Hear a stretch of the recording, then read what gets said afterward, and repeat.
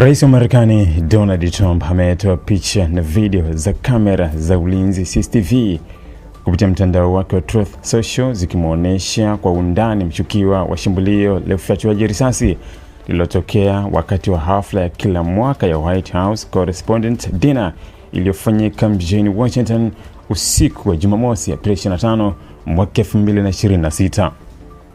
Kwa mujibu wa taarifa hizo, tukio hilo lilianza ghafla nje ya ukumbi wa hafla wakati mshukiwa alipovunja ukaguzi wa awali wa usalama na kujaribu kusogea karibu na eneo lililokuwa na ulinzi mkali. Video hizo zinaonyesha mtu huyo akikimbia kwa kasi huku akipita kwenye vizuizi vya usalama, jambo lililowalazimu maafisa waliokuwa doria kuchukua hatua za haraka za kumzuia. Sekunde chache baadaye, milio ya risasi ilisikika, hali iliyosababisha taharuki kubwa kwa wageni waliokuwa ndani na nje ya ukumbi huo. Mashuhuda wa tukio hilo wanasema baadhi ya wageni walijilaza chini, wengine wakijificha nyuma ya meza na viti, huku walinzi wakitoa maelekezo ya dharura. Hafla hiyo ambayo kwa kawaida huwakutanisha viongozi wa serikali, wanahabari wakubwa na watu mashuhuri, ilisitishwa ghafla huku shughuli zote zikisimamishwa kwa muda ili kuruhusu vikosi vya usalama kudhibiti hali. Taarifa za awali kutoka kwa vyombo vya usalama zinaeleza kwa mshukiwa huyo alikuwa na silaha na alifyatua risasi kuelekea eneo la walinzi kabla ya kudhibitiwa.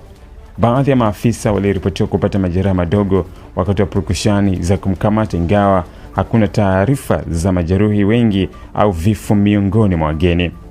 Hatua za haraka zilizochukuliwa na walinzi zimeelezwa kuwa zilisaidia kwa kiasi kikubwa kuzuia tukio hilo lisigeuke kuwa janga kubwa zaidi. Wakati tukio hilo likiendelea, maafisa wa ulinzi wa Marekani walitekeleza taratibu za dharura za kumlinda rais na wageni wengine muhimu. Trump pamoja na mkewe Melania Trump waliondolewa haraka ndani ya ukumbi huo kupitia njia maalum za usalama na kupelekwa katika eneo salama chini ya ulinzi mkali. Uondoaji huo ulifanyika kwa utaratibu wa hali ya juu ili kuepusha mkanganyiko zaidi. Kupitia ujumbe wake, Trump alithibitisha kuwa mshukiwa amekamatwa na hali iko chini ya udhibiti wa vyombo vya dola. Alisisitiza kuwa hakuna tishio linaloendelea kwa umma na kuwapongeza maafisa wa usalama kwa ufanisi wao mkubwa.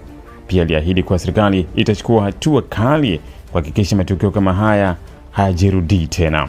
Kwa sasa vyombo vya sheria vinaendelea na uchunguzi wa kina, vikichambua video zote za ulinzi, rekodi za mawasiliano na ushahidi mwingine muhimu.